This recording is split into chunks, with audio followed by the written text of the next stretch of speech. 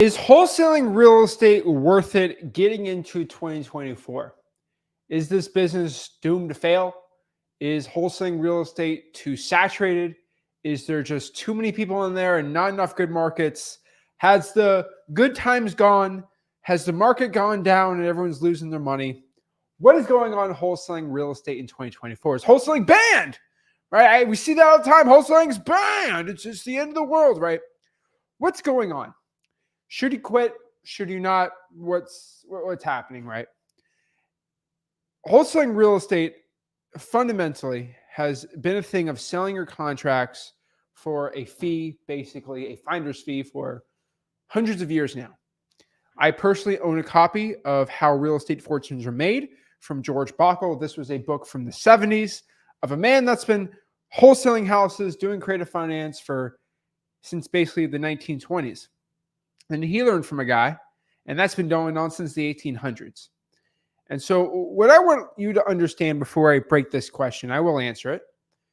Wholesaling real estate as a fundamental industry has been a thing since the 16, 17, 18, and 19 and 1900s and the 2000s.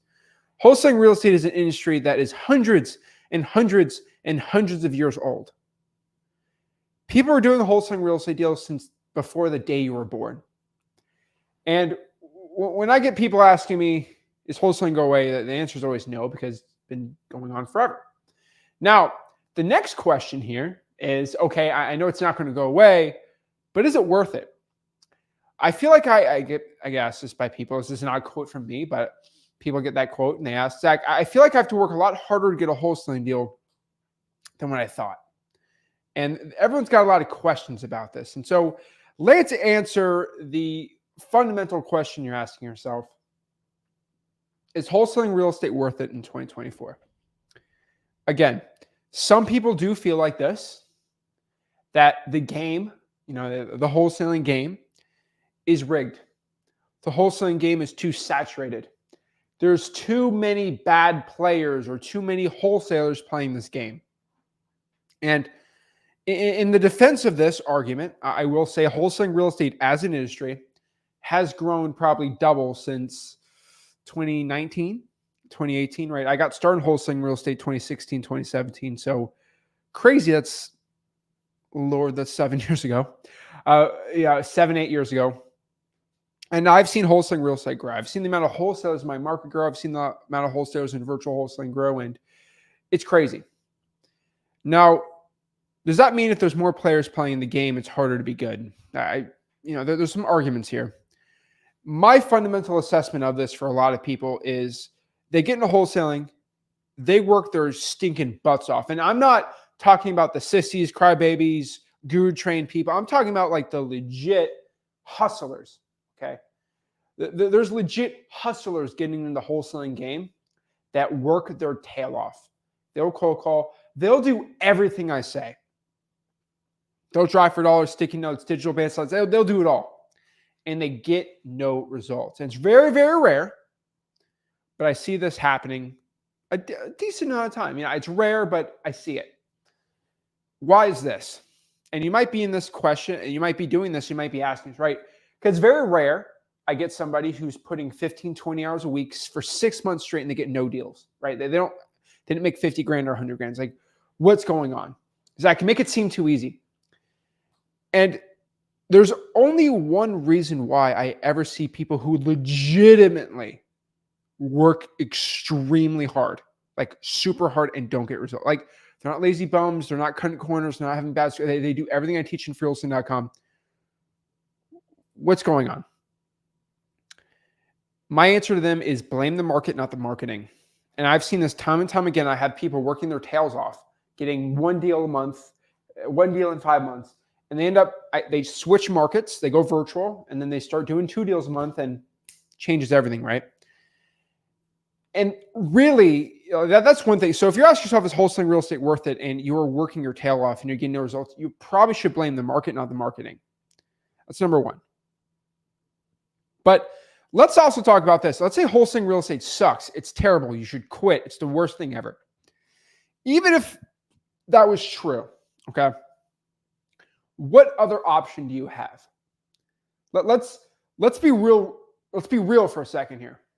You're 19. You want to get rich. You want to change your life. You want to retire your mom, your grandma, your sister, brother, mom, whoever it is. You want to make true change in your life and everyone's life and financially, right? Let's say it's true wholesaling real estate sucks. It's harder than ever. And, it's all going away. Right? Let's say this, right? What else are you going to do with no money at all to make 20 grand this month? Well, let's be real honest, right? In the next 20 days, how are you going to make $20,000? What are you going to do if you are working as a cashier at Wendy's? What are you going to do to make $20,000 in 20 days? I'll wait. Somebody tell me, what will you do to make 20 grand in 20 days? That is legal. Okay. I can't shake my butt on the internet. I ain't going to make 20 grand in 20 days doing that. I can't do that. It don't work for me. Like, what other options do I have? The Dolphins haven't called me. I ain't going to be the quarterback. What am I going to do? Like think about it. Like, what are your options? You might be telling me, oh, Zach, I'll do coin trading, right? I'll do drop shipping. I'll do Amazon FBA. I'll sell monkey art, right? Like, you get that all the time, right? I'll run a social media marketing agency. You get all this. Like, I get this all the time. Zach, I'll do that instead. That's the real way to make money. So funny. It's hilarious to me, right? People tell me that. That's what I'm going to do to get rich. Let me give everyone watching this a news flash. All right. Something you probably don't know. All right. All that stuff is way harder than wholesaling real estate. I have millionaire friends that do the social media marketing agencies, that do the day trading, that have done the drop shipping, that have done the FBA, they dabble in the monkey art. And let me be honest with you. The amount of time, consistency, and dedication that is needed to do any of those things, and capital, like you want to get in monkey art trading, you got to spend $30,000 to start buying the monkey to sell the other monkey for $32,000, and the monkey art's down 90%, right? And so the question here is, all that stuff is harder. It all is, and that's the crazy part that nobody's really talking about. Okay. All of these other get rich quick schemes that you're probably thinking about, like, what else are you going to, just be honest, what else are you going to do to make $20,000 in 20 days? Even if wholesaling real estate, let's theoretically say it's harder than ever. What other industry, what other thing or tactic that you can make $20,000 in 20 days? There's not anything else. And so for people telling me wholesaling's harder, my one question is, what else are you going to do? So yes, the shocking answer is wholesaling is worth it in 2024. I don't think it's a shock that the millionaire wholesaler who makes millions of dollars a year wholesaling real estate is telling you to do this. I don't think this is a shocking statement to tell you. You're probably not surprised. But I think the reasons why is something to keep you going and really to kind of change your mindset of what's going on in wholesaling real estate right now. Because I don't think a lot of wholesalers truly understand this. It is worth it. Now, I have made millions of dollars wholesaling real estate, and even more wholesalers than ever are making a ton of money in this business. This is a true fact. I just look at the amount of testimonials I get and the amount of people in the free wholesaling course. There's more and more people getting rich wholesaling real estate in 2024. Okay, more than ever. And so whoever's telling you, and I watched I ain't gonna mention it, but I see a lot of people gaslighting you guys and gals into saying that wholesaling, the market's worse than ever, it's harder to make money, and everything sucks. And the truth is this new sales thing, and they try to sell something, right? It's always a sales gimmick at the end. You're being gaslit. You're being told that everything sucks, everything's terrible, and they're pushing you like a sheep or a kennel into the slaughterhouse, which is the sales thing, right? They're just trying to take money out of your pocket, right? So whoever's telling you this is truly gaslighting you, because if you talk about the successful wholesalers, the people that consistently get deals, they're doing better than ever. Or at worst, they're making the same amount that they ever have, right? The only people that are making less money now than they did 2 or 3 years ago are the ones that were exclusively dispoing hedge funds. It's pretty much like at the end of the day, that's pretty much it. Like the days of me doing multiple $120,000 deals are probably over for a little bit, but that's because I was locking up deals and selling them to all, like I was literally selling conventional loans and wholesaling them. Like that method's it's getting a little more difficult to do. Not going to lie. That type of method is getting a little more difficult. So it's true. But really, when you're fundamentally talking about wholesaling houses, it's easier than ever. Like, I mean, you can virtually wholesale more than ever. You can make a stupid amount of money in this business. And all you have to do is just do the bare minimum, in my opinion. And I've talked about the bare minimum, 10, 15 hours. Like, if you're willing to do that, you're going to be fine. The truth is, if you make money in this business, you're going to have to work hard. And I've said that a lot. But the rewards are insane. I truly believe a lot of people think to make $1,000 is like a lot of money. To make $2,000 is a lot of money. In a lot of people's minds, making $4,000 and $20,000 is the same in their mind. And when you really fundamentally look at it, let's say you're working at that cashier's job at Wendy's. How much work do you have to do to make $20,000? Let's do the math together here. To make $20,000 at Wendy's at, let's say, $20 an hour, which is generous, that is like 1,000 hours of work. Like, I mean, that's like 25 weeks. That's almost half a year. And that's good. Okay. That's the truth, right? I get people saying wholesaling is too saturated thanks to the internet. You know, Dwayne says wholesaling is too saturated. It's the funniest statement I ever hear. Wholesaling is too saturated. I kid you not. I get told every single day wholesaling real estate is too saturated. And all I have to do is when I get people telling me that wholesaling real estate is too saturated, I just have to ask them what kind of work they're doing. Because when I look at successful wholesalers, it is never saturated the ones that are willing to work hard. That is never too saturated. Like the wholesalers putting in 25 hours a week cold calling, there's not enough of those guys and gals. I promise you, there's not enough of them. This generation doesn't want to work hard. The ones that want to work hard will get rich. There's big rewards. So you literally think you got to put half a year to make $20,000 as a cashier at Wendy's. And if you're just willing to put in, that's 40 hours a week for a year, for half a year. If you're willing to put 15 hours a week for half a year, you could probably make $70, $80, $90, $100,000. Like think about that for a second. And so, yeah, you need to work hard to get these big rewards. I don't think people understand that $20,000 is a massive reward when you're making $20 an hour. You should work proportionately to the reward you have. The treasure's big. There's a lot more you got to do to get the treasure. If the treasure's small, you have to work a lot less. And the amount of people who will work hard at their job and not work hard in wholesaling blows my mind. It really does blow my mind because the rewards are insane. And I feel like I'm a mansplainer, but like it's true. Like you are never going to make $20,000 in a month just sitting on your butt, crying about it, and saying that working hard. Like, oh, working hard is so difficult. You know, wholesaling is too saturated, right? You know, Dwayne says wholesaling real estate is too saturated. We got Mauricio saying it's saturated these days. And I love that mindset, you know, like guys, if you walk in to a MMA bout, or let's do a boxing match, and you say, this guy is taller than me, he is stronger than me, and he's way more trained than me, and he's probably better than me. What do you think is going to happen in that fight?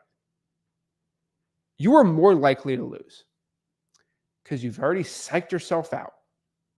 Boxing, MMA, any type of combat sport is half mental, half physical. Some people say 80-20, but the mental aspect of this can never, ever be underestimated. And when you walk into your business thinking that it's too much, it's too difficult, life's just not on my side, things are hard, once you start getting the wah stage, you will be like that when you talk to a seller and you automatically think someone's already talked to him. and they don't want to deal with us because there's already so many other wholesalers. Like, what do you think is going to happen? You're going to sound like I don't think I can say this on YouTube, but what do you think you're going to sound like? You're going to sound like a little pipsqueak, and a person that's completely confident and has a full belief in themselves is going to beat you. It's just the name of the game. And so if you're already out here thinking that life's terrible, everything sucks, the game is rigged against you, like, go with the guru who's going to pat you on the back and tell you it's going to be okay. But that's not how the world works. You have to work hard. This is a jungle out here. It's not a little Teddy Care Bear forest. It's tough. And the people that walk around with their head down all sullen and sad are never going to get there. And the mindset that you believe wholesaling real estate is saturated, you're done. You're absolutely done for. And if you're not willing to work with other wholesalers, like, you're done too. Like, you don't want to JV, you don't want to talk to other like wholesalers to work. Like, you're done. It's insane to me. And so I'll say this, and this is a true statement. About 5% of new wholesalers I found will get a deal and change their life. If I really look at the amount of wholesalers getting in this business, making changes, doing what they need to do, doing what they have to do, I would say about 5% of y'all will actually get a wholesaling deal and make a change in your life. If I have 100 people watching this video, 5 of them are going to do it. Get 1,000, 50. I mean, I got millions and millions and millions of views. This is why I have all these successful wholesalers. It's about 5%. Why is it 5%? Why is it not 10? And I'll be honest, if I have 100 people watching this, I would say, honestly, if you have 1,000 wholesalers, only 10% of them are going to watch my stuff. So maybe it's a 50% by you actually, right? So I'm not saying it's 5% of everyone watching this, because the 5% are watching wholesaling content on YouTube and actually getting education on this. So hats off to you, not looking at 2 videos and saying, I'm going to try it all myself, blah, blah, blah. I don't want to look at anything and just go. So shout out to you watching this. Shout out to you actually like trying to make a change, networking in the comments, and trying to talk to other successful people and listening from successful millionaire wholesalers, right?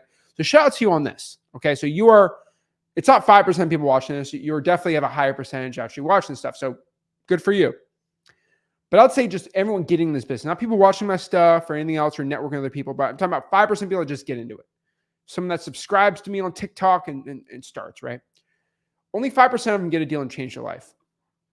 Why is this? Just be honest with you. We live in the laziest society ever for young people. And I'm not saying this to like an old man, like, oh, your generation. This is my generation. Okay, I'm 24. All right. I've seen the generations of wholesalers my age since I was basically 16 years old. And I'll be honest, this is the laziest generation, the laziest society I've ever seen. I've seen Gen X, I've seen the millennials, I've seen baby boomers pretty much and their stories of working hard and not, right? I've seen it. I've seen all these generations of people in real estate. And I fundamentally will tell you, the amount of people that sit on their butt and cry every day about how difficult life is and how life is always rigged against them, about how, it's all about this, and the world has always been against me, even the day before I was born. It's people my age, by far. It's not even close. And I'm not talking about you specifically if you're my age watching this, because you are the very few that says, hey, I'm actually going to make a business. There's a lot of people my age that think business is evil and capitalism is terrible, right? So you're a very rare exception. You're actually starting to become an entrepreneur. Like this, that's not who you are. I'm talking about our generation. Like, come on. I went to the University of Florida. Like, I've seen the people around town. Okay. Okay. I've seen the average folk out there. And so we live in the laziest society ever for being a young person. And what that means is when I look at my generation, I will say we have about 5% of Gen Z is actually willing to work hard. And I've said this on record too. I have the laziest and most entitled generation ever, but the 5% that are actually willing to work hard in my generation are the hardest workers ever. I've said that too. And so my generation has the hardest workers ever and the laziest. The problem is it's 95% lazy, entitled brats, and 5% actual insane hard workers. Like you will not, some of my generation that's actually part of that 2, 3, 4, 5%, they'll work harder than anybody else in history. Like it's not even close. And so you have to be that 5% that's willing to work hard, take zero excuses. The best example I can tell you is those kids my age that watch too much David Goggins. They'll do whatever there's a couple of David Goggins guys at my gym, and I'm friends with them. And all they do is listen to David Goggins when they work out. And they're insane hard workers, like working out, like business and stuff. They're crazy. The truth is 5%, that's all it's going to take in my generation. They're willing to work hard. They're willing to not make excuses. They're not willing to be little crybabies. And the 5%, as you know, that they gravitate towards that type of content of, hey, no excuses, be a man, be the person you have to be, change your destiny, conquer, right? Those small percentage are very, very attracted toward things like that because that's who they are as a person. And you have to be like that in wholesaling real estate. You have to say, I don't care what type of obstacles I face. I don't care how difficult, how daunting this task is, how difficult it is, right? The boats are burned. They closed the gate. The lights are on me. It's time to go. Those are the men and women that go to war to change their family's life in wholesaling real estate. And if you're willing to be that type of person, you will change your life. And so knowing if you're willing to work hard, and I swear to you, the bar has never been lower to get rich wholesaling real estate. And it's like the bar has never been lower. And what I mean by this is not in a number sense. I would say you look at the amount of people doing wholesaling deals, right? Like if I went back to 2017, it was way easier to get a deal. I will not lie to you, as someone that's been wholesaling 7-8 years, it was way easier when I started to get a deal. Completely honest with you. It was way easier in the 90s to get a deal too. But if I look at the amount of hard work you have to do, the amount of people willing to work hard in 2017, when I got started basically 2016, you got to work pretty hard to get deals. Like percent wise, yeah. Everyone, there's not a lot of wholesalers, but the people working in it were working insanely hard. It was like, you have to be like 15, 20% of all the wholesalers coming in were insane hard workers, just like I was. Wholesaling now, you just got to be part of the 5%. Because only 5% of people now the amount of people in this business that aren't working hard is just insane. And so what I mean by this is if you're the type of person that's just willing to dedicate 10, 15 hours consistently in wholesaling, you'll get deals. The bar has never been this low to get deals. You just have to work, you just got to work hard. That's it. All right. You have to cold call. You can't cry about it. You can't cry about doing SMS. You have to get on the phone with sellers. It's just basics. You have to post digital payment signs, right? You have to be able to adapt and listen. The bar has never been lower, guys. The problem is a lot of you men and women like to feel like everything's tough and the world is against you. And maybe it is. I'll be honest, maybe the world is against you. Maybe there's external factors that are stopping you. What if? And I've said this a lot and people get upset when I say this, but even if your problems are terrible and absolutely wretched, nobody's going to care about them. And I'm saying this from a loving heart. Nobody's going to care about your problems. Your mom will cry about it with you, but she ain't going to give you no money. I'll cry about your issues in life. I ain't going to give you money. You might have some terrible situations going on, but at the end of the day, this is a brutal truth about being an entrepreneur or a man or a woman coming into this world. Nobody is going to care about your problems. Nobody's going to care that you get migraines sometimes. Nobody's going to care you don't have legs. No one's going to care. And that's part of my generation. Everybody wants you to care about this. Oh, it's, I was born without arms. That's a crazy one. But at the end of the day, that's going to make wholesaling real estate tougher. And as somebody that has arms, it is easier to wholesale with arms than not. But nobody's going to give you a deal because you don't have arms, right? You're going to have to find a way around it. And there's plenty of ways to use computers. You still can talk, right? Because the guy without arms that gets into wholesaling that's able to, a lot of people, I've seen people without arms, they use their feet. I know it sounds weird. They can use the computer all fine, right? They got tools for that. And They're able to live comfortable lives. Then you got the guy that comes and says, I have an accent. That's why I can't become successful. What do you want to trade places with the guy without arms? Because the guy without arms will take your place all day with the accent. And so we have this victim mentality where we have two sides of the table. We got this guy who has an ailment that says, I don't care, I'm going to do it. And we got this guy that has an accent that says, it's me. That's the problem. And the truth here is everyone's got some issue in life. You have to decide that, yes, I have this issue, but I'm going to overcome it. Some people have tougher situations than others. But at the end of the day, you have to decide that I'm going to make a plan, I'm going to stick to that plan and get successful. That is it. And, I get people like, what are you talking about? What I'm talking about is I have people who live in foreign countries trying to get in this business. I have single moms of 3. I got single moms of 4. I got single dads of 7, right?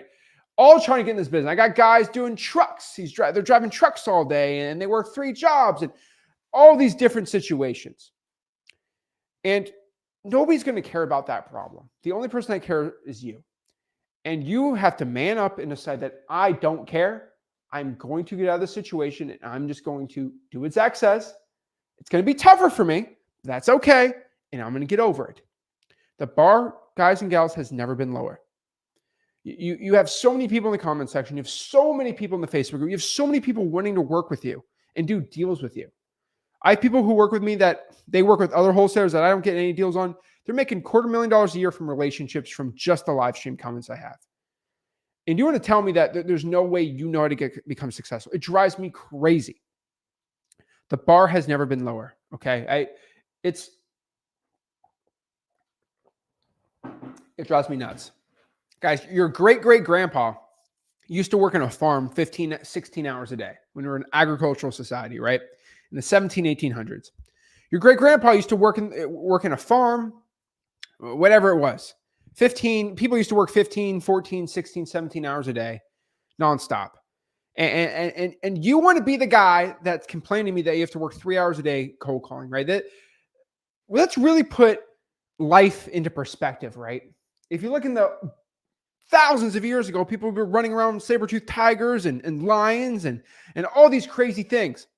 And you're telling me that cold calling 3 hours a day is difficult? Drives me crazy, right? I was watching this old Western, the pioneers going to Oregon, and they had these like Apache Native Americans come in and attack them. And it's like, life's really, different back then than it was now, right? Like, no, I don't have 100 Native Americans shooting arrows at me. Like my problems in life aren't too bad. And I see a lot of this stuff, right? You see the cavemen and like being a human being back then was way more difficult than it is now. There's nobody virtually in the 1600s that came to me and told me, I have to work 3 hours doing this. Oh no, it didn't happen back then because everybody worked hard. To be a hardworking farmer in the 1700s didn't make you rich or didn't make you better than the other guy. That was not because everybody worked hard. We go back to wholesaling real estate now. Nobody wants to work hard. And so I got people whose ancestors worked these insane hours, this brutal back-breaking work. And you're the one telling me that cold calling from my comfortable AC and a desk for 3 hours is just too much. Or it's too mentally draining for me. That's hilarious. Let's go back today. I have friends that are literally jumping out of massive airplanes in the world, getting shot at, defending the USA. And you're the guy telling me that life is difficult. And it was hard to wake up this morning. And there's people that have situations waking up. I get it. But let's really put real life into perspective right now. I have friends in the military that jump out of planes. They're getting shot at from guys with I can't say this on YouTube, with arrows. I guess that's the best way to describe it. They're jumping out of airplanes and parachutes, getting attacked like this. And every day, not every day like that, but like they're doing this. They're defending the United States. Shout out to our troops.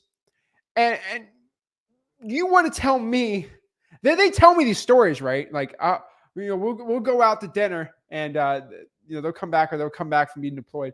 And you'll tell me that you're having a difficult time getting up to drive for dollars. I'm just putting life into perspective here. All right.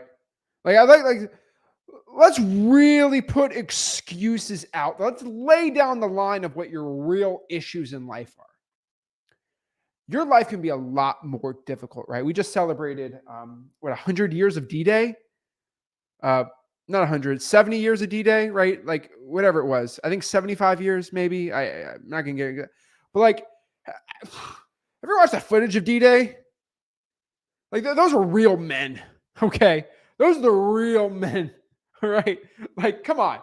Like life is not that difficult compared to back then. And your problems in life are not that, like, let's be real here, okay? We're talking about making money in real estate. We're not talking about being in the military, things like this, okay? So what I'm trying to say here is I'm trying to push the 95% of people in my generation, the 90% of wholesalers that don't work hard, and you're just committing 10, 15 hours and doing it. All right. Take an hour less of sleep a day for a week. Take off your TikTok and you should be at 10 hours at minimum. I love my bodybuilders. You'll spend 3 hours a day at the gym. I didn't think this was real. People spend 3 hours a day at the gym and they're not even that, they can't even bench 225. It's sad. Okay. So the truth is you could cut 2 hours a day at the gym and spend that on wholesaling. You're at 14 hours in the week. And so the question I always give people, and is wholesaling for a lot of people is very specific. That's why I do like doing one-on-one calls. You'll see that today. I'll actually hop on, do Zooms with people or video calls, and I'll talk about your personal situations and your personal issues. Okay. But you have to just find those hours and get to work. And a lot of people are like, what about the scripts? And the scripts aren't even up. Like, I have a free course called freewholesaling.com. Everyone knows about it. You got this YouTube channel. You can just get by on the YouTube channel if you want to and just get to work. That's wholesaling real estate, guys. In 2024, wholesaling real estate is more worth it than it ever has been. This is the best time ever to get in this business and the best time ever to make money in wholesaling real estate. The question is, are you willing to do it? And are you willing to work hard to make a change in your life? Got to answer that question yourself. So let's break this down. Let's answer some questions. I really appreciate everybody listening to my talk here. But I get fired up. I get people asking me that wholesaling real estate's not worth it. It's difficult. Life is just so hard for me. And I love it. I love the people that tell me how difficult things are after having conversations with friends in the military. And it's funny, but I truly believe people get very soft in society, right? You have people that, used to work really hard and then they get into a cushy blue collar job and then they forget what working hard is, right? Their muscles get sore. They don't remember it, right? It's crazy to me. And human beings are really easy, quick to forget, and they get very comfortable with an easy life. And it's very interesting. And so we have to talk about that too. But yeah, guys, I'm back from a 3-week Europe trip. That was too long. I missed the US. Everyone knows that. The first thing I got was a burger. That's insane. Good to be back in Florida. So we're back on the Sunday streams. We're excited about it. So what I want to do is answer your questions. We're going to do one-on-ones, obviously, for everyone today, and answer some questions. So first question here from Unrelated is, how is wholesaling in Europe? What's the difference about calling? Calling is 25 cents a minute. Not a lot of people have a WhatsApp, like motivated sellers, unfortunately. So CallRail, there's a lot of other words. Wi-Fi calling through CallRail works really well. Service I like. You can still use VPNs. There's a lot of click-to-dial services. There's ways around it. It's a little more difficult to do. It's difficult. But still, you can get around it. Not really that hard to do. Let's see here. Or you can see everyone's talking to me like, Zach, just hop on a call, Zach, and he'll help you. Easy, right?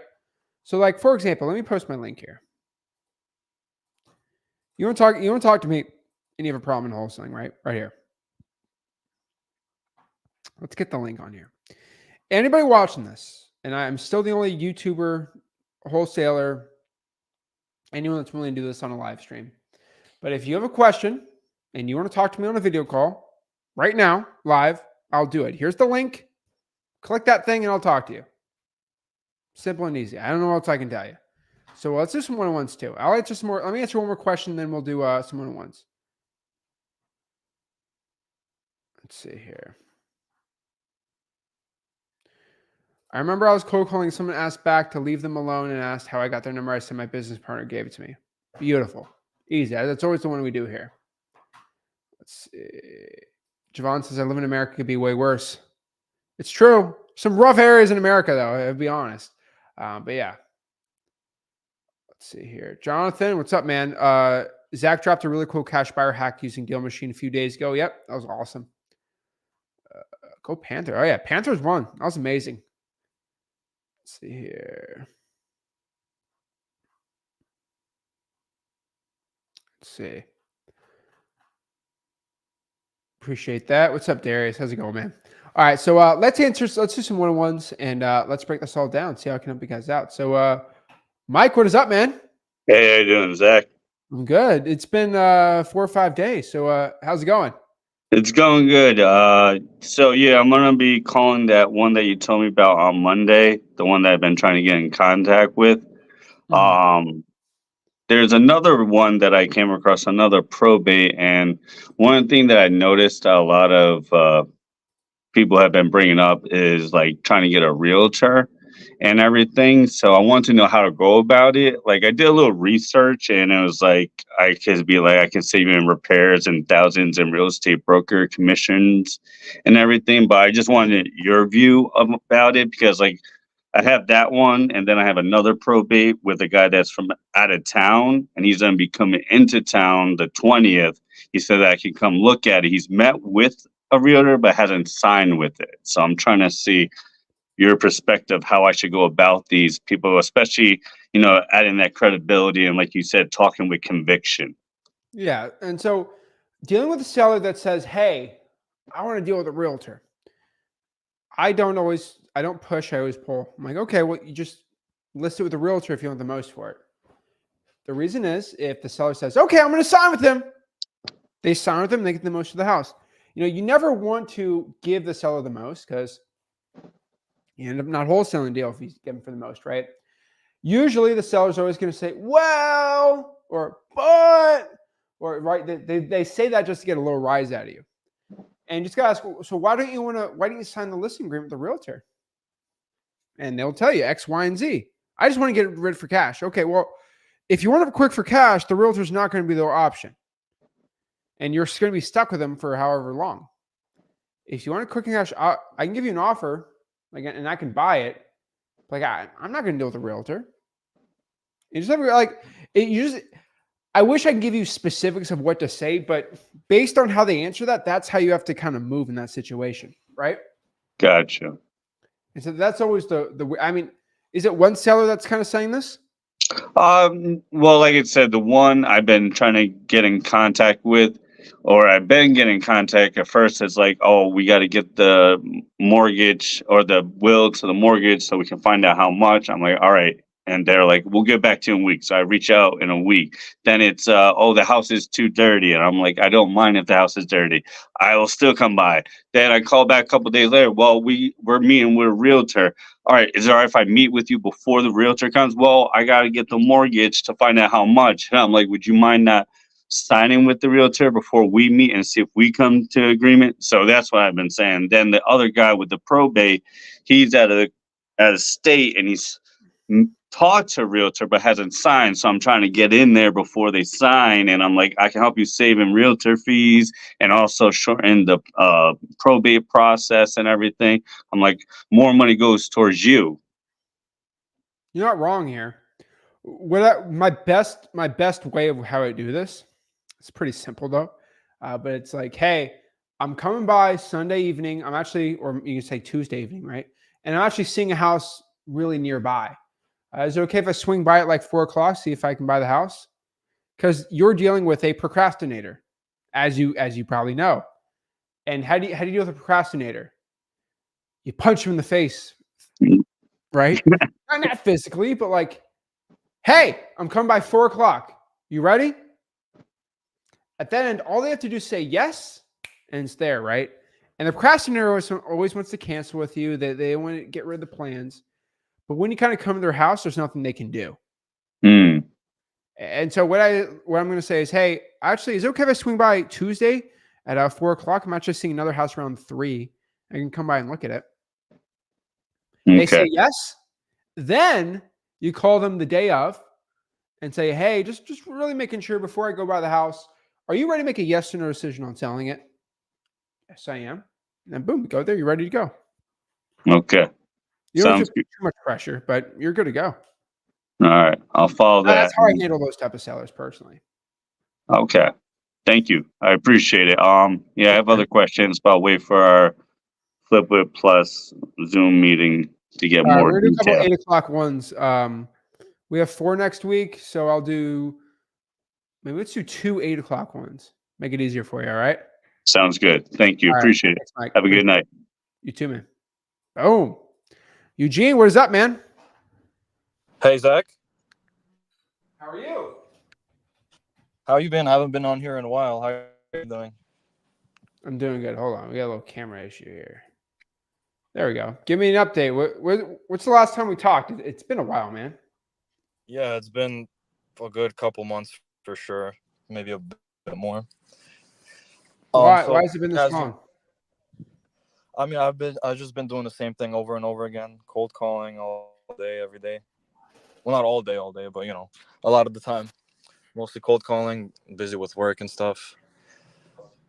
But yeah, so Okay. that's what I want to talk about.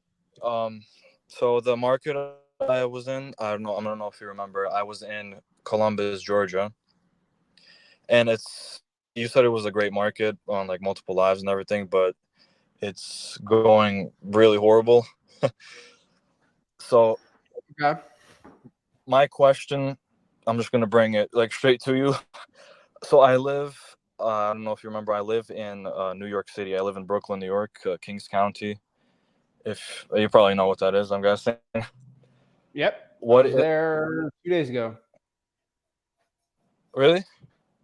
Mm-hmm. I was in New York. No, New York. Oh, New York. Yeah, I was there. Oh, you're in New I was York in New York too? 2 days ago. Yeah. Oh, word. That's pretty cool. Yeah, anyway, so I was thinking, do you think it's a good idea to I know you always say it's New York City is horrible. We usually talk about Manhattan, I believe. But Brooklyn, it's like the houses are like a little bit lower ARV and everything. I Eugene, see a lot. Yes? can you name me 2 wholesalers in Brooklyn that are doing deals every single day, or every single month? I have no idea. That's why I came to Me you. neither. I don't know. I don't know much. I know 2 in Brooklyn. That's pretty much, and then Bronx. That's it. I don't know many. There's not much, bro. I know a lot more in Columbus, Ohio. I know a lot in Columbus, Georgia. I know a lot in Macon, Georgia. Brooklyn, man, I don't have any stats. And not to cut you off, man, but like the reason I say Columbus, Georgia works is because I have a very good database of people in Columbus, Georgia doing well. And so Yeah. I know I said blame the market, not the marketing. It's the other way around for you. Like it has already been proven that the market works there. Mm-hmm. So But should I personally, I blame haven't. So what have you been Yeah. doing? Let's talk. The same as I've told you before. Texting, cold calling, Let's do virtual this. tapping dollars. Remarketing last week. It's today's Yes. Sunday. For the past 7 days, you've been marketing. Yes. Give me your KPIs. What have you done? Give me a full breakdown of your marketing for the past 7 days. Basically every weekday I usually call 3 to 4 hours cold calling. How many calls? Can't give you an exact number. I would say I usually go through about 50-ish leads. Eugene? Maybe a how little many more, calls maybe you less. made Eugene, do you know how many calls you made in the past 7 days? I can't give you an exact number. I don't write them down, but I have. Do you have any texts you sent out in the past 7 days? Yeah, I send out about three to four an hour. How So many? 3 to 4. About, well, that's. Do you have it written 20. down, or are you guessing? I'm approximating. So You're approximating. 30 times 7, probably around 200, maybe like 150 a week. Okay. Do you have a response rate, or do you track that at all? No, I mean, I do get responses, like not most of the time it's no answer at all, or yeah, it's Okay. no answer. Sometimes some guys yelling at me. Sometimes it's like, yes, I own this property, but I asked them if they're interested in selling, like me and my partner buy around the area, whatever, and then they're like no, or they just leave me on open or just never answer. Eugene, if Yep. you're 400 pounds and you're trying to lose weight, and I ask you how many calories are you eating a day, and you say I don't know, and you're like I'm not losing weight, but I don't know how many calories I'm eating. Like, what are we going to do? Yeah. Like, you have to track your numbers, man. It's health, right? How much gas is in the tank? I don't know. I think it's half full. Like, did you know how crazy this is? Like, we're trying to drive, to Albany, to New York City, and yeah, I think I have half a tank. Like, dude, you're not tracking anything, man, and that's a big flaw you're having. And I'm a big data nerd, man. Like, the data never lies in wholesaling. And when you're not able to track your numbers, I can't help you. And the reason why I'm doing this is because, like, hey, if you track your numbers, we can go through it. Like, hey, how many calls you're making? What's your response rate? What's your contact rate?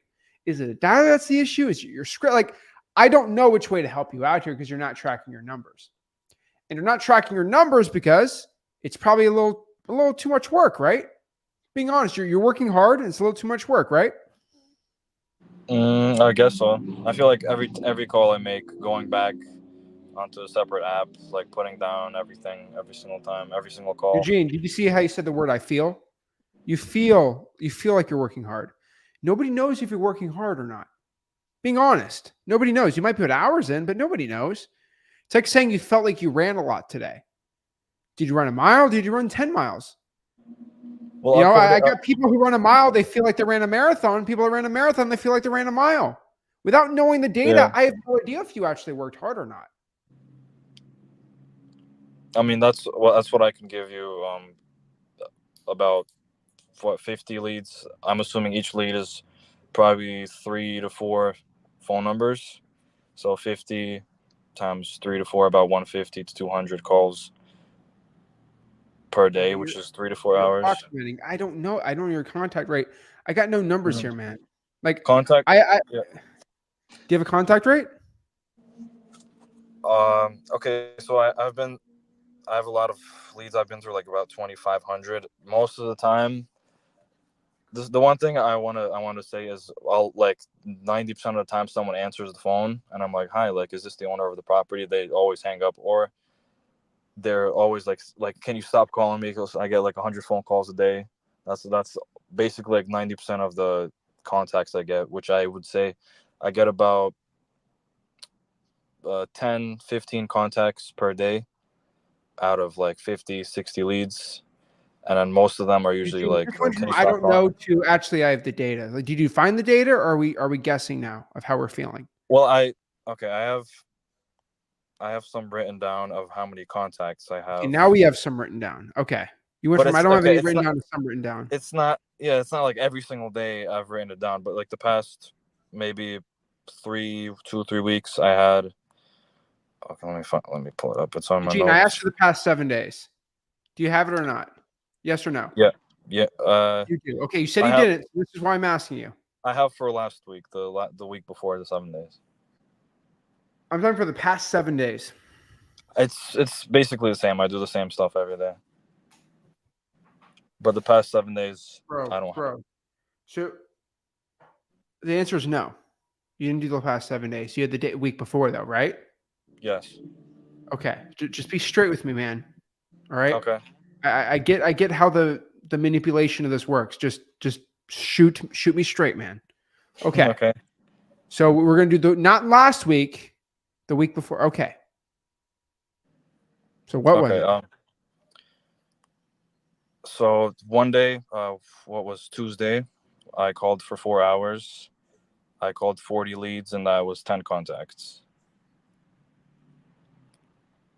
Do you want me to list every day, or? Hold on. You called 10. You're calling about 10 leads an hour. Yes. Okay. And how many of those 40 picked up? 10 of them, and only one person was interested. So you're telling me you got two to three people an hour to pick up? Yeah. Basically. And you cold call for 4 hours straight doing this? Yeah. And you're asking me what's the problem? Do you see a problem if you call for an hour straight and only two people pick up? What the issue is? I mean, can you tell me? I feel like I know, but there's. Can you tell me? Maybe the dialer. I'll call in 5 minutes and get two people to pick up. What are you talking about? Eugene, this is classic. You're working way too hard and not getting the results you deserve. I mean, that's the same issue we had last time, I believe we called. I changed my dialer. I got a new number. And You're doing this all with a dialer? Not a dialer. I mean, like a phone number from the market. I'm going back to Amsterdam, man. I can't handle this. Two people in an hour? You have to know that's crazy, man. Do you understand this? Yeah. I wish it was 11 o'clock at night right now. If it's not 11 o'clock at night right now, I'll get on the phone and call and get three people pick up real quick. If I just did a Google Voice and cyber background checks, you gave me 10 people, I'd have 2 or 3 people pick up in like 10 minutes. Like a dial, it takes 15, 20 seconds. I mean, I dial it all by hand. No, I dial all by hand. It's like single phone call. It's not like a 3-line dial or anything. It's just a single. No, I'm talking about on my personal phone with Google Voice, bro. Yeah, well, it's not Google Voice. It's called Burner. It's basically the same thing as Google Voice. Yeah, you're burning your time. Okay. The burner is, bro, Eugene. Like, I'm not being mad at you, man, but like you clearly have some issues you got to fix out, not with yourself, but with your systems here. You're working way too hard to be getting these results. And so clearly from the data I see here, your marketing efforts are the issue. Okay, so let's Eugene, I want you to win. I want you to win more than anyone. So we are cleaning slate here. Okay, this is ridiculous. What time are you calling? Usually from 1 to 5, maybe 2 to 6, usually. Okay. During the day. I mean, Eugene, I'll be honest for everyone watching this. If you were having 10 pickups a day, you are not going to be getting any deals. I don't care what market you're in. If you're getting 10 people picking up for 4 hours, you're not getting anything. Nothing. Okay. Well, let's be honest there. Like even at worst, all right. Like if you're doing 60 calls an hour and you have a 20% pickup rate, like I mean, you're getting 12 hellos, like 10 in an hour, right? So what I want you to do is let's make it simple. Let's pull a code violation list. Let's get 100. And let's call on Google Voice those 100 people. That should take you 2 hours at most. And let's just see how many people in 2 hours pick up using cyber background checks for skip tracing and Google Voice on a brand new number. And I want you from those 100 to tell me how many of those 100 pick up. And I want you to come back next Monday and tell me. Okay. And let's just run that little experiment first. There's nothing else I can tell you to do because like we got to fix this one problem. Okay. I just wanted to bring the topic back to the Brooklyn market. So my parents, they own 2 houses like around this area, like in not like in the city. And I've noticed like they've never gotten any sticky notes or like mail or anything from anybody. So I was just wondering, would it be worth to do $100 like sticky notes? Would it be worth a try? Because I see a lot of houses that are not in the greatest condition. Like they're expensive, like around 800K. There's some around 600, maybe some around a million. But Eugene, I have over 250,000 people in my free course, and I get thousands and thousands, and every single day I get people to send me checks. I've had about 5 in Brooklyn send me a check saying, Zach, I made money with you wholesaling. 5. Mm-hmm. Do you know how many people in Houston that have sent me checks? In Dallas? People around the world virtually wholesaling in Tennessee and Oklahoma?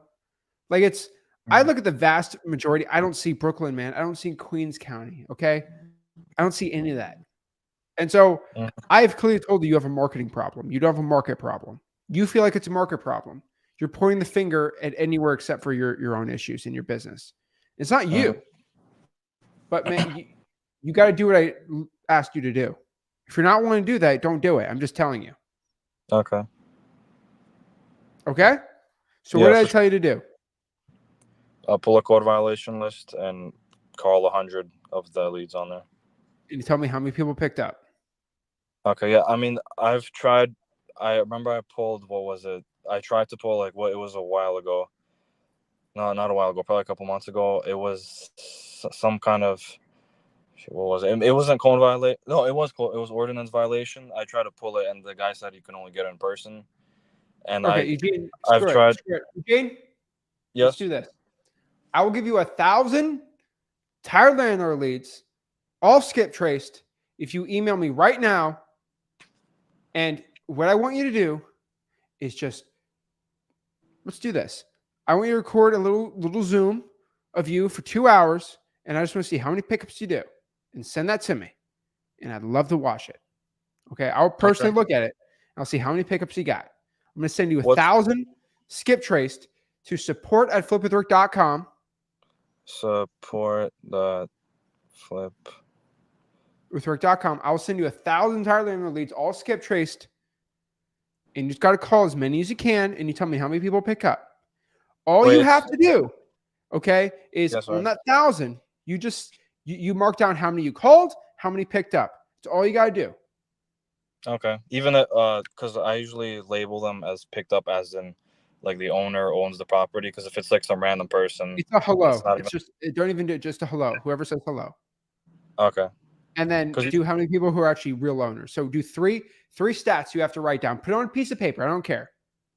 People that you called, right? So you're going to have leads on the spreadsheet, like 1, 2, 3, 4, right? Should be easy for you to track. I don't think it is. Okay. I went through 300 of them, and I had 40 pick up, and 20 of them said, yes, I'm the owner. No, I don't want to. Whatever it is. Okay. Do it to me. I'll do it tonight. I'll do it right after the stream. And I just want to see what it is. You have to use Google Voice, and that's your only question. Okay. Okay. All right. Got you. I am sending the email out right now. You said support@flipwithrick.com. Okay. Put the header as Brooklyn Eugene. Okay, catch my eye. Okay. I won't forget you. Got you. I appreciate it. Right. I mean, I'll try to get back on next Sunday. I'll try my best, because I'm usually working sometimes pretty late. So you're gonna try your best. You're gonna do it. If I give you the leads. If you give me the leads, I'll do it. Thank you. And I'll get back to you with the info. Or just make a Zoom and send the Zoom to me, and I'll watch the video. Okay. I would send it to the same email. Yep. Upload it on like your YouTube channel. Make it a private link and send it. I'll watch it. Okay. Okay, I'll try to figure all that out, because I will figure it out. Eugene, your words are powerful, my man. I will. Yeah, you always try. I will. You always tell me that, but it slips the mind sometimes. You just give me a butt. You just give me a butt. I try, but come on, you got this.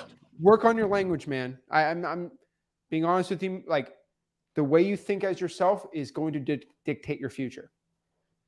And you're not Okay. aware that you say it until I tell you. So you got this, man. All right. Okay. Yeah. Get One to more work.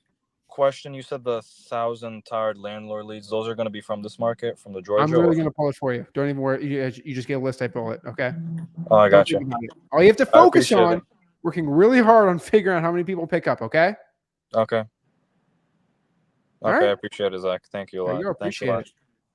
Here we go.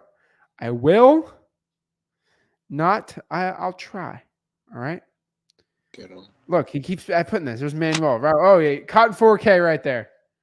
All right. What's Yo, up, man? what's poppin', man? I'm good, man. Life's good. How are you? I'm good. Ain't talked to you in like 3 weeks because you went on your whole vacation thingy. Yeah. But last time we talked, it was about that one time I texted the seller. I tried to negotiate through text, and you kind of told me what to do, but it ended up didn't work out. The reason I'm joining right now is because I have another house on the contract that I locked it up a little too high, so I'm going to have to go for a price reduction. I've already watched their videos on how I should approach that. I'm just wondering if you can, add any tips to it. Like I already have a buyer for it. The buyer already gave me how much he's willing to pay for it. What do So you have it locked up for? 125, What does the buyer want to buy it at? 125 also. Okay. Around 120 to 125, he said it might be less. I hate that I might be less. Yeah. I don't like that statement. Did he walk by the house? Yeah. I mean, not yet. He's going to in like 3 days. Okay, so I'll be honest with you.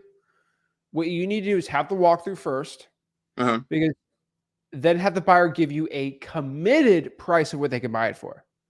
Yeah. Locked in, they can't, right? Yeah. Committed. And now you have them locked in at 125, right? The problem is that if you go try to do price negotiation tomorrow, Yeah. you have no leverage of why, right? And so one really big thing on price reductions is there has to be a reason why you're doing it. You're not doing it because you're a greedy little man, right? You're doing this because there's a reason. And so here's the cool part. Ask the buyer after you walk through, why can't you buy it for 140? Because these people are smarter than us, right? Like I'm not, like you ain't flipping houses all day, every day, right? You're not flipping 14 houses a month like some of these guys are. They're gonna be honest. They're gonna give you a list, right? Oh, the wood sheet, the sheetrock in the third bedroom is X, Y, and Z, and there's termite damage, and there's mold in the AC, and then the vector ducts is blah, blah, right? They're gonna blah blah. Make sure you get that right. Yeah. And basically call the guy up, the seller, and say, hey, I was talking to my partner, Zach, and whoever their buyer is, right? And he walked through it, and there was some major issues that when I saw it, I didn't see it, right? Like I'm the guy that goes by the houses, but I'm not the person going out here and doing the full renovations, right? And he had a couple problems because of the sheetrock. He saw this, and this, and X, Y, Z, and mold here, and a spigot here, and whatever it is, right? Yeah. There's always going to be reasons, because I don't know a perfect house built before 2000. Yeah. And because of that, Mr. Seller, unfortunately, it's going to be an extra $30,000 in work than we thought. And this means for us to buy it, we're going to have to buy this at $120,000. And so unfortunately, that's where we're at. What I'm going to do is send you an updated agreement on the purchase of the price. Let me know when you see it, or, you go do it in person, whatever you're going to do. And unfortunately, that's where we're going to have to be at. Shut your face, see what they have to say. Okay. Some people do other tactics where I like to just, unfortunately, because of this, and this. Yeah. We're going to have to update our agreement and be at $120,000 to purchase it. Honestly, let me jump in real quick. Honestly, I ain't gonna lie. I feel like I already used, all that reasons, like the house is messed up, to get that 125. And I don't just, from our report, I mean, I feel like they don't want to go even lower. So it's gonna be harder. I'm gonna still attempt everything you said, but duh. Like, you probably squeezed everything you can out of the deal, right? yeah. I mean, you're running on fumes here, man. That's your problem. Yeah. And so you got to get a commitment from the buyer. And at the end of the day, I know this sounds bad, and I usually don't like saying this on a live stream. I already know what you're gonna say. People have been telling me like that to too. screenshot it. People like to record me out of context, but Yeah, I mean, hey, like, you just got to shoot the shot. That's it, man. yeah. Right? I know what. And here's the thing about shooting a shot: it goes in, but it also doesn't. Sometimes you never really know, and you're really pushing the seller in a corner here. Yeah. You think they're going to automatically say no? There's a lot of times, man, where they say yes, and it's tough. More likely than not, they're going to say no. And more likely than not, I mean, if you look at 3-point percentages in like the NBA, because I love looking at stats like that, it's less than half. You know, Steph Curry's got like a 35% 3-point shot percentage, but it doesn't matter. He's still shooting the three. Yeah, yeah. And like statistically, yeah, but you still got to shoot the shot right. Right, yeah. And that's with my sellers too. I get sellers saying, I want to sell for 150. I go to the house, I shoot my shot at 110, and 3 out of 10, I get the thing for the super low price, and the other times I don't. But I don't cry about it. It's the game. You're not going to make all of them. But when I look at you, man, and you getting the right price, you're going to have to shoot the shot, kind of force them in a corner, and they might say no, but like that's all you can do. Yeah. Yeah. And I wish I could tell you something else, but like that's all you can do here. Yeah. That's pretty much what everybody I've talked to, told me. You have to take the shot, and if it doesn't go in, I can't be mad. That's their fault. I'm not the one canceling. They're going to be the one, missing out. But yeah, and honestly, I can't wait because it takes a lot out of my marketing time, bro. I don't know how you guys can control that, but I feel like I have to put all my focus into closing and then go back to marketing. But I've been, focusing more on the disposition. What do you mean? Are you talking about like talking to different buyers is taking a lot of your time? No, I'm talking about me focusing on this one deal. I'm not cold calling anymore. I'm not marketing that much anymore because it's taking most of my time. I know it's a bad thing. I ain't gonna lie. I know, bro, but I feel like I have to like take care of the deal. Okay, whoa. All right. Is this deal a baby? Do you have to feed it every day? Is it crying? Does it need its milk? Like, let's talk. Yeah. A real estate deal you have under contract. You talk to the seller twice a week and the buyer once a week, and maybe that's 5 calls a week. They're 10-minute calls. It's 50. That's an hour of talking. So like, what outside that? Like, what's taking up all your time? Let's talk about tomorrow. You wake up at 8 a.m. and you'll go to bed at 11 p.m. Okay. What are you doing that whole day taking care of the deal? Okay.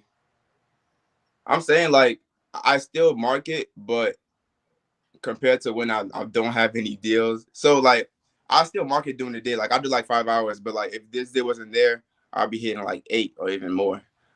But what are you doing for 3 hours are you staring at the deal? Like, oh no, sometimes I have to call, like I'm calling the seller, she's not picking up. I have to see what time I need to go see the property. They don't pick up, that's 3 minutes. Huh? That's 3 minutes if they don't pick up. I mean, yeah, I guess I could use my time a little better, but yeah. So really, when you have a deal locked up, you follow up with the seller twice a week. That's a call. You follow up with the buyer. That's a call. Like, I don't think it takes too much time to handle the deal. I think it's what I'll tell you, Emmanuel, is do you have a to-do sheet when you wake up every morning, or do you have like a plan of what you got to do? Oh yeah, definitely. I got a whole. Yeah, right. You're organized, and so I don't see how you're not organizing your time properly. I think you are, right? Like, if you know if you have a schedule, you're going to be fine. And like part of the schedule, take an hour out to follow-ups. Okay. And you should be fine, man. I utilize follow-ups with your thing, and you should be good. I just don't want you to feel so overwhelmed to feel all these leads in your podio and like, I don't know what to do. It's like, follow up with them. You have dates, you got to follow up, and you're good to go with them. The honest truth is, man, like this business can get very overwhelming if you're not organized. Yeah. Some people are not very organized people. I was not like this actually in the business. I was not, but like overall, I was a very organized person, and you just got to figure out how to organize your stuff and you're good. Yeah. It's like cleaning your room, man. Like you got to make the room clean. The room is messy. It's bad. If you just if you make a habit of keeping your room clean every day, it's going to stay clean.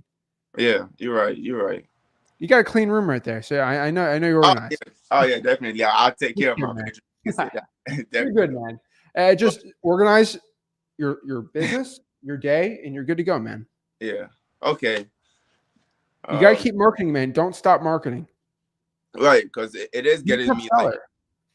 like it's getting me farther a lot quicker too. So yeah, Keep it up, man. You got definitely. this. Appreciate I you. appreciate the grinding, man. Keep it up. I appreciate you too. All right. All right, keep it up, man. Perfect. That's the truth, man. You got to shoot your shot. The guy that takes 20 shots that makes half of them in gets 10 in versus the guy that takes 3 shots. He's going to get 3 in at most. He ain't getting all of it in. Crazy. Jay. Oh, shoot. Jay, I haven't talked to you in like 2 months. Yeah. Joel, I haven't forgotten you. I know you're in Tampa. I know everything about you. It's been 2-3 months since I've talked to you. Yeah. I never forgot you. Why do you forget me? No, I didn't. I lost a family member last month. I'm sorry. Yeah, I changed careers, so there's been a crazy mess. Thank you. I appreciate it. I'm sorry about your family member. You know, there's always, in my opinion, there's never an excuse to stop your wholesaling marketing, but you know that is a reason that I would say is acceptable. I'm not saying it's like something to derail everything, but like it's tough. Not gonna lie, it ain't easy. Yeah, It's not like you skinned your knee, right? And Yeah. like that's why you're not doing it. So like, props off to you, man. And it's not easy. Everyone goes through it, but it doesn't make it easier, man. I'm sorry. Yeah, thank you. Man, I didn't even think I was gonna get on, because you always have like a lot of people waiting, but again, thanks for the help always. So I got this guy. I've been doing some cold calling. I even started doing like probates. I started even calling probates. I know your dad always says not to, but I found a guy, and there's 2 probates in under one person. He says they don't want to sell until they find a place to live and all that stuff. I tried to, I was supposed to go and check out the house yesterday. Yesterday, and he kind of ghosted me. And I don't know what to do. I'm like, should I call him tomorrow? Should I just kind of dismiss it and see what's going on? I don't know what I should do in that situation. Okay. So seller ghosting you, right? This is the Yeah. situation. Yeah, I Pretty spoke to him simple. twice, and we had like good conversation and everything. I tried to build rapport. We talked about fishing. We talked about him moving, and then like he's like, "Oh yeah, come by on Saturday." Blah blah blah. I even called him on Friday to confirm, and then I called him, and boom, he ghosted me. So Okay. So seller usually ghosts you because they get a better offer or they're dealing with somebody else. Just being honest. Being 100 with you, that's usually what happens. Not saying that's what happened, but sometimes it happens. Sometimes life happens to someone, Yeah. but most likely it's that. So we have a couple options. How many times have you called them since they've ghosted you? So I talked to him on Tuesday. I talked to him on Friday. And it was like a 20-minute call. So I was like, man, I got some good rapport with this guy. So I was supposed to meet him at 1. I called him twice around 12 to let him know that I was on my way. And then I still drove out there just to see the house either way. And I did like some driving for dollars. Because I didn't want to waste my time, So I did some driving for dollars, and I called him once after I got there, and that was it. Okay. Obviously, I wasn't gonna call him today. It's Saturday. It's Sunday. That was another thing. I don't know if you suggest calling on Sundays, but I'm not the biggest. If I have to, I will. I don't like that though. yeah. So what I could tell you is try calling them tomorrow. Yeah. They don't answer. You leave a text Tuesday. No text. I wait till Thursday, Friday. I call from a different phone number. No pickup there. I leave a sticky note. And then from there, I give it a week or 2. Gotta chill out a little. And at that point, you are going to start Facebook messaging them, reaching out to family, and going stupid. But that's what I do. And so, and what I found is texting like a couple weeks after, like, hey, is everything okay? Just making sure okay. I didn't get a call back from me or anything. Are you okay? Do I need? And then if they don't answer that, I have some very dirty tricks. So dirty trick number 1 is we love leaving bandit signs at people's houses with my phone number. Just put a bandit sign inside their, literally on their lawn, and they'll call you. Why do you put a sign on? Oh, I didn't think you were here anymore. Never called me back. A little dirty, but it works. I don't know if I advocate that, but it's something I've used. Do I use it anymore? No comment. But I've gotten deals with that. Number 2 is, hey, is everything okay? I tried calling you. We had a good conversation. We never answered. Just worried about you. You know, I've had loved ones, you know, they don't answer anymore and something's up. I can come by your house tomorrow and check in on you. You will always get a text back. No, I'm okay. You will always get a text back. You will, because things start getting real. Oh crap, Joel's going to my house. I'm okay. Right? Yeah. I call it the welfare check. The welfare It works. check, yeah. It works. That's about right. And so I've tried them all, man. It works though. I promise you. You just gotta do it slowly. You can't get too obsessive, but slowly but surely you can get it. And another, well, 2 quick questions. One is now, so I got Deal Machine, and I'm like, you know, it's easy to send, you know, to send a mail with the Deal Machine. So for probates, do you still suggest? I haven't gone through your dad's probate course, just because I'm like, I'm still working on my first deal, and obviously I've had some goods up and downs, and you know, recently I've been what happened is my job hours change, so it's hard for me to call, but for the probates, because I get out now at like 6:30, so I only have like an hour and a half during the week to like call, you know, until 8 o'clock. So I go in at 9. I don't want to call at 8 in the morning, you know what I mean? So should I just use the Deal Machine probate, like to mail the probates, or should I still use should I try the Mail Mastery program and use that to send them the mails to to the probates? Because I found the probates on Hillsborough and Polk County. So like now I'm like kind of overwhelmed, you know, with all the probates, because I found them online. I could get them every day. So in Flipboard Plus, you know, they got the PPS 3.0 in there, that probate course. I'll be honest with you, it's great. It's amazing. There's nothing you're going to know in that course that isn't like hidden information. And so we're very, very clear that any information is always publicly available on YouTube. You got to do a lot of sifting, but it's through there. Yeah. There's nothing you're going to do pulling the probate lead, contacting them, getting the deal that I'm not going to tell you on a one-on-one what to do. I'm always going to tell you the best thing to do. So you don't feel like there's hidden information, because there's never is. Okay. Now, second, worst case scenario of a probate question, let the title company handle it.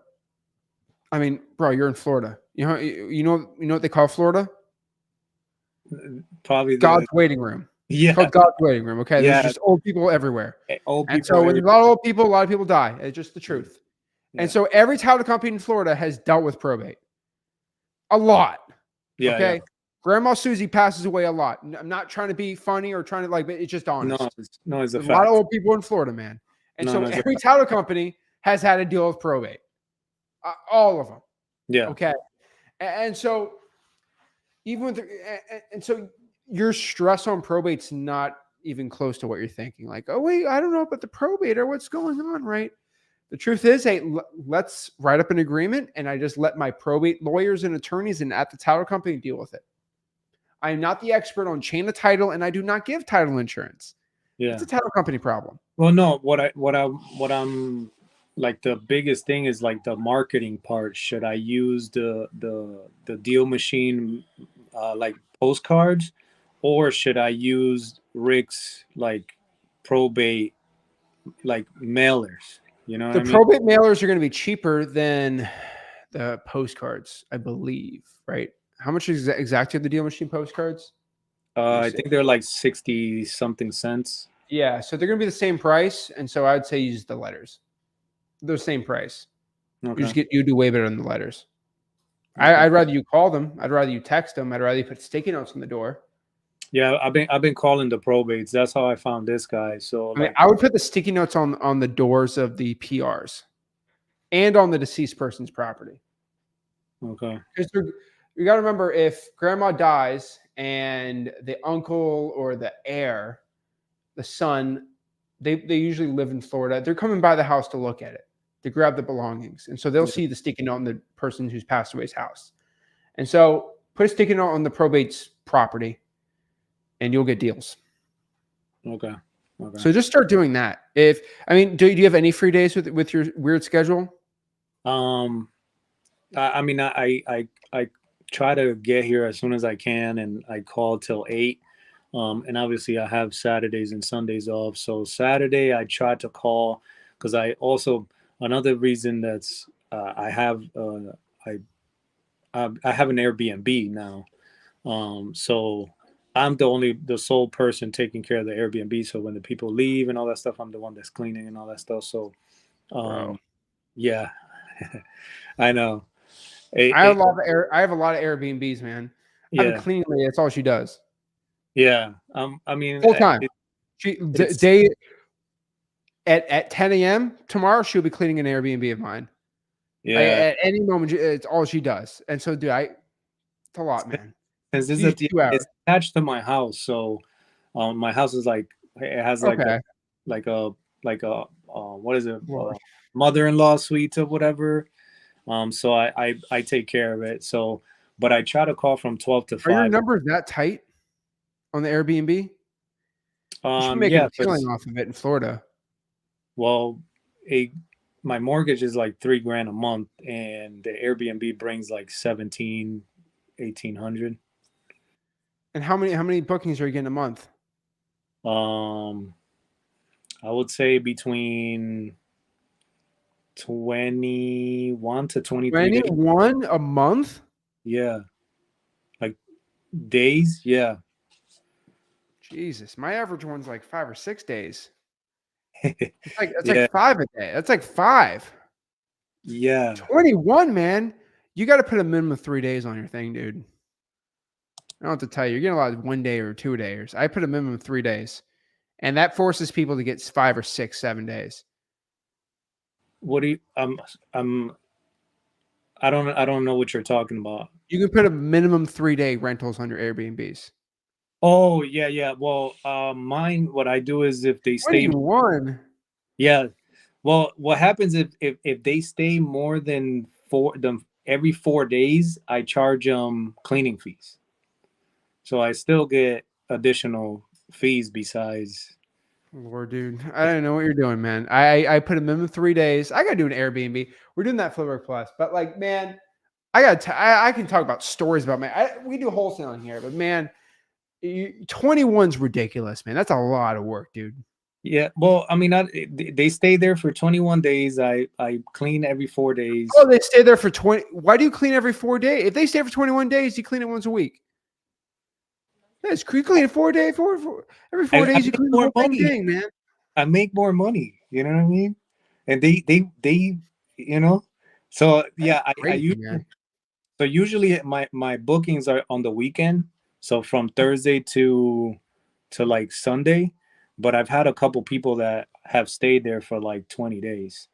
So if they, if it's less than, within 4 days, the cleaning fee is $80.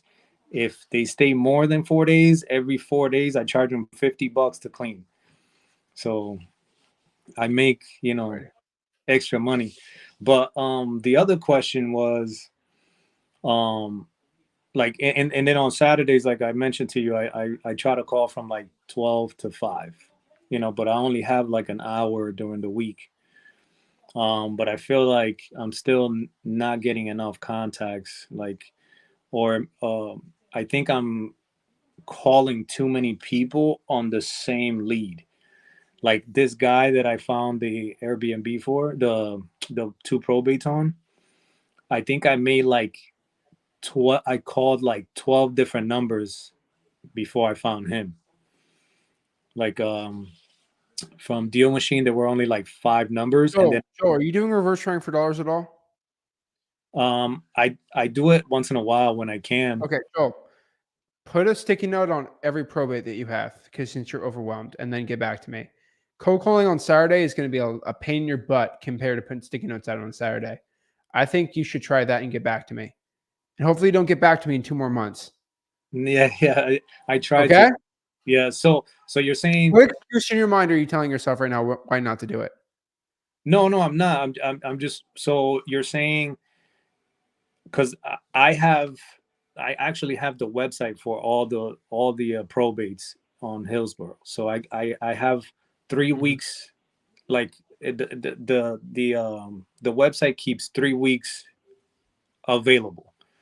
So you're saying pull all those, get addresses, and then on Saturday, instead of calling, drive those leads.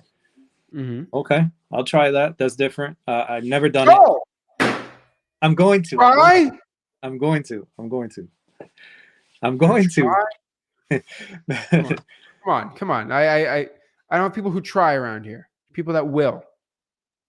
If something happens with those probates, I'm gonna hit you up though. In 2 months or in a week? Or when? I don't know. That's what I was trying to push it for this week. He's saying he's moving to Tennessee, so he's like, I have to find a place to live before I can sell it. Okay. Go put the sticky notes out, and then get back to me how that works next week. Okay? All right. Are you working at 11:36 p.m. next Sunday? Yeah, I'm No. gonna be on. You'll be talking to me. Okay? All right, sounds good. All right. Talk to you later, man. Appreciate it. Later. Just gotta try it. So, guys, if you guys have any value from this video, make sure you smash the like button, subscribe. Go to freewholesaling.com, my free real estate wholesaling course, and I'll see you soon. This is Zach Ginn signing out. Have a blessed one.